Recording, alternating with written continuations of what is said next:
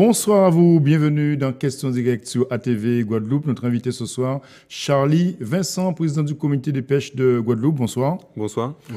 Avec l'arrivée des sargasses, peut-on dire aujourd'hui que les marins pêcheurs sont sinistrés dans certaines zones en tout cas?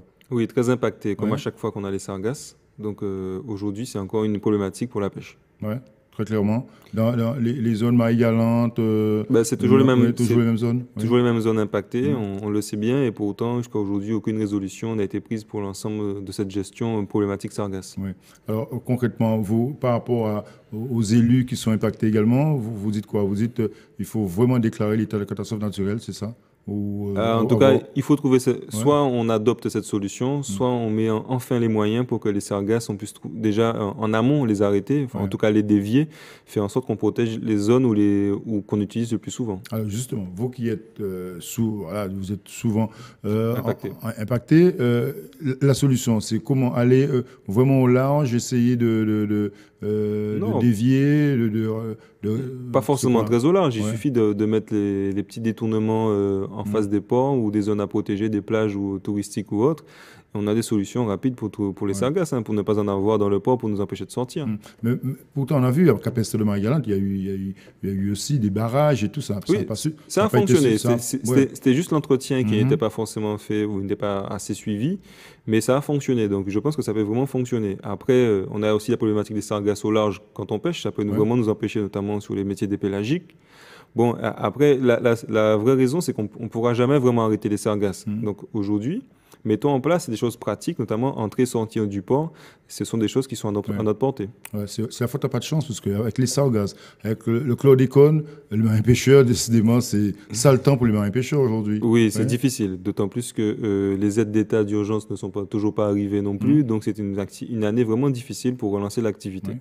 Il y a des zones vraiment interdites pour vous, pour la pêche, par exemple, les zones impactées par le chlordécone, par exemple. Oui, on le sait, Ouais. c'est dans l'arrêté chlordécone. Mhm.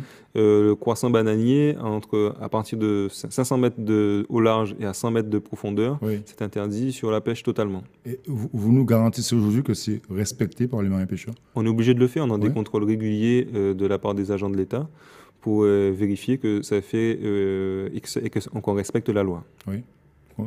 Obligatoire. C'est obligatoire. Nous sommes des professionnels. Oui, oui, Nous oui, ne pas là oui. pour cogner, Oui, on nous sait. pas là pour choquer. Donc, Mhm. on fait notre travail correctement. Oui. Aujourd'hui, quelle est la situation au niveau des subventions par rapport à la région, par rapport à l'Europe? Est-ce que ça a avancé? Parce qu'il y a quelques mois, vous étiez ici à cette émission, c'était aussi l'inquiétude.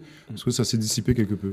Alors, ça a avancé, une toute petite avancée. Mhm. On a quand même eu une visite de terrain vendredi et jeudi du directeur national des pêches qui Ouais. s'est déplacé pour faire en sorte que les PCS, plans des compensations des surcoûts, qui est l'équivalent du POSEI à l'agriculture, puissent être débloqués, mais aussi que les fonds européens puissent être consommés correctement en Guadeloupe, notamment que la région, avec nous, que menions ce travail correctement et que ça puisse se faire enfin. Oui. Enfin, après 4 ans de disette, ça fait 4 ans qu'il n'y a rien, aucune aide, on va dire, européenne pour la pêche. Ouais, vous êtes systématiquement dans l'attente, dans Ouais. la profession. Il faut rappeler qu'il n'y a pas 1 euro de subvention sur le poisson consommé et vendu en Guadeloupe. Ouais.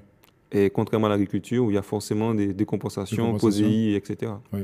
Aujourd'hui, au niveau des moyens, au niveau des ports, des structures, est-ce que c'est suffisant? Il y a quand même des zones un peu désertiques, délaissées aussi. Bien sûr, parce qu'on avait mis en place ouais. un schéma départemental Mhm. qui n'a pas été totalement bouclé. On a des communautés d'agglos ou des communes qui n'ont pas les moyens de gérer des ports.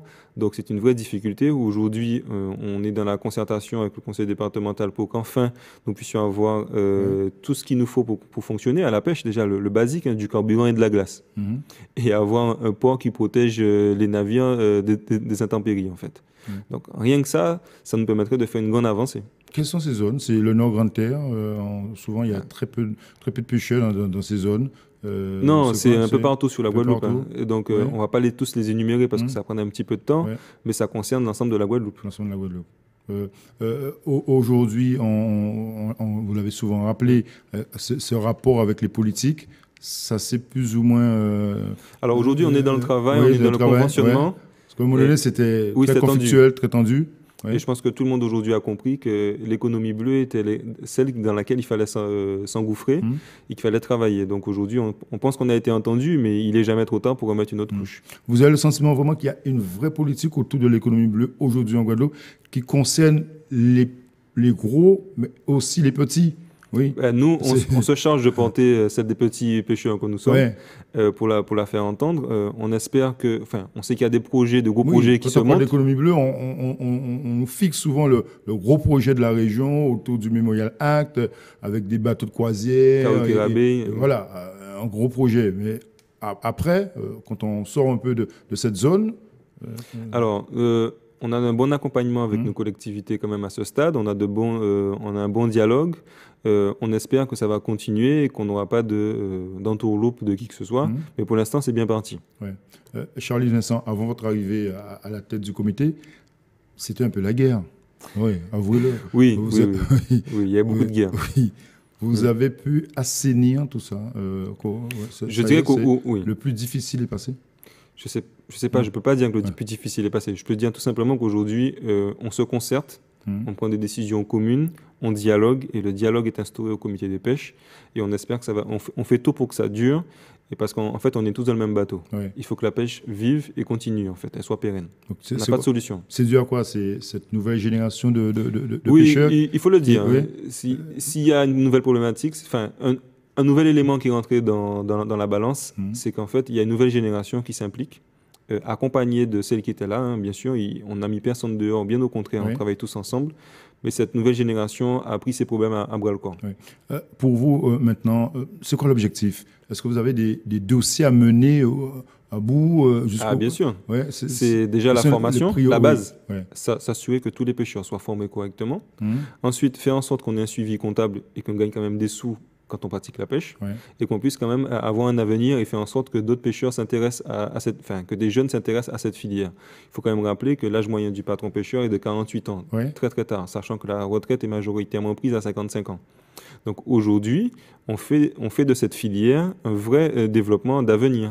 Même c'est vrai qu'on a des difficultés sur le suivi scientifique de nos poissons, halieutiques. On se bat aussi pour qu'on puisse mettre en place un observatoire de la mer en Guadeloupe. Il n'est pas normal qu'on n'ait pas un observatoire de la pêche, on n'ait pas un lycée non plus de la mer. On a un lycée hôtelier, on a un lycée technique, on a tout ce qu'il faut, et on n'a rien concernant la mer. Donc aujourd'hui, il faut se structurer déjà par la base. Et la base, c'est qu'on ait des gens formés, prêts à aller pêcher, mais aussi des gens d'expérience qui les accompagnent à devenir de bons pêcheurs. Aujourd'hui, quelle est la situation par rapport à nos voisins de la Caraïbe? Est-ce que les relations sont meilleures avec nos voisins de la Caraïbe? Non. Elles sont tendues. Elles sont toujours aussi tendues. Oui, et je dirais même on est arrivé à un stade où là c'est très tendu, notamment avec Antigua. On peut pas aller à Antigua par exemple. Non. Pas ces jours-ci. À l'époque où les Guadeloupéens allaient faire un aller-retour rapide, prendre du poisson et ça fait partie des blocages qu'on a aujourd'hui, et notamment le fait qu'on soit européen. Parce que c'est aussi l'Europe qui discute à la place de l'État, mais c'est aussi à l'État de s'investir. Là, on a de gros problèmes aujourd'hui. Il faut vraiment qu'on puisse résoudre ce genre de problème. Vous prenez plaisir justement à diriger ce comité aujourd'hui, où c'est la difficulté, c'est la galère tous les jours? Enfin, c'est une fonction qui a son poids. C'est-à-dire qu'on a des interventions quotidiennes, on a des interpellations chaque jour également, mais on s'est fixé un objectif, un cap, et on essaye de s'y maintenir pour que, après notre mandature, la nouvelle équipe, et même celle, parce que je ne dirais même pas qu'il y a maintenant, c'est une seule et même équipe qui travaille, qu'on puisse vraiment laisser des choses concrètes à la pêche, qu'on ne puisse pas laisser que des paroles futiles et inutiles. Bon vent à vous, les pêcheurs, en espérant que les sargasses ne vont pas tout gâcher cette année. Non, ce qu'il faut vraiment sur les sargasses, c'est comme pour tout, c'est enfin une vraie résolution, qu'on puisse vraiment acter quelque chose qui convienne à l'ensemble de la Guadeloupe. Il n'y a pas que les professionnels, il y a aussi les touristes, il y a tout type d'usagers qui sont, que les sargasses nuisent de façon générale. Maintenant, il faut arrêter de faire du tricotage, c'est-à-dire on connaît les résolutions, on sait qu'est-ce qu'il faut faire. Maintenant, il faut sortir simplement la bonne résolution. Merci Charlie Vincent d'être venu ce soir. Je vous rappelle que vous êtes le président du comité des pêches de Guadeloupe. Merci à vous de nous avoir suivis ce soir. Bonne soirée sur ATV. L'info continue. À demain.